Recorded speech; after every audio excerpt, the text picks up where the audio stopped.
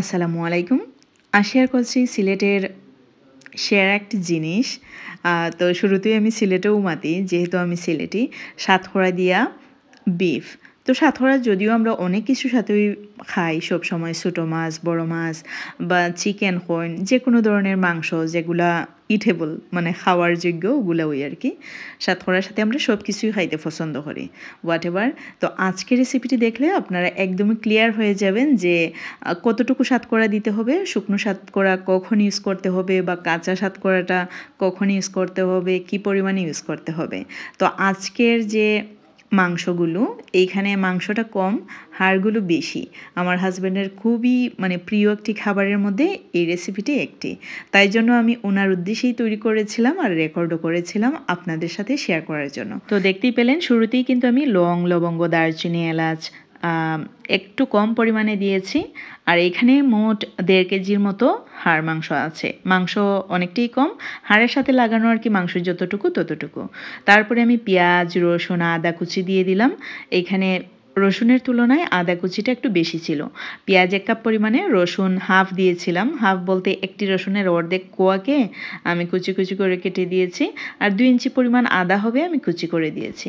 আপনারা চাইলে কিন্তু এগুলোর পেস্টও ইউজ করতে পারেন, তাতে করে কোনো সমস্যা নেই। তারপরে দিয়ে দিলাম 1 টেবিল চামচ পরিমাণে মরিচের গুঁড়ো, হলুদের গুঁড়ো, ধনিয়া গুঁড়ো এবং জিরে গুঁড়ো।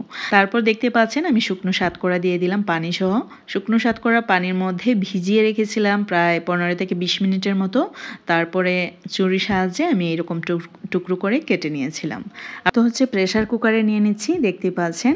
আবার পানিও অ্যাড করে নিচ্ছি। আমার ওনার কিন্তু খুবই পছন্দ সাতকরার ঝোল, বিফ হাড় সহ থাকবে আর ঝোল থাকবে। সো আমি ওনার পছন্দ অনুযায়ী রান্না করছি। আপনারা চাইলে কিন্তু সেম ওয়েতে আপনারা হাড় যারা যে মাংসটা আছে সেমভাবে রান্না করতে পারেন। তো এইখানে শুকনো সাতকরা হলে অবশ্যই সাথে সাথে দিয়ে দিবেন প্রেসার কুকারে রান্না করলে। আর যদি আপনারা প্রেসার কুকার ছাড়া অন্য কোনো প্যানে রান্না করেন, তাহলে রান্নার প্রায় 30 মিনিট পর আপনারা সাতকরাটা ইউজ করতে পারেন, যেহেতু গরুর মাংস রান্না করতে অনেক সময় যায়। আর প্রেসার কুকারে কিন্তু খুব তাড়াতাড়ি হয়ে যাবে, তাই জন্য আমি সাথে সাথেই দিয়ে দিলাম।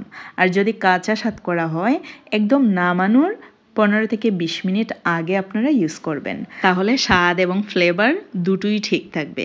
আর হওয়ার পরে যদি বুঝেন যে একটু ফ্লেভার বেশি হয়ে গেছে, তখন কিন্তু আপনারা ইনস্ট্যান্ট সাতকরাটা তুলে পরবর্তীতে আবার গরম করার আগে সাতকরাগুলো তুলে নেবেন, তাহলেই কিন্তু তরকারির টেস্ট এমনকি ফ্লেভার পারফেক্ট থাকবে। আমি আশা করি আমি বুঝাতে পেরেছি। তো আমার আজকের রেসিপি কিন্তু এই পর্যন্তই। আশা করি আপনাদের অনেক ভালো লেগেছে। ভালো লাগলে লাইক, কমেন্ট, শেয়ার করতে ভুলবেন না।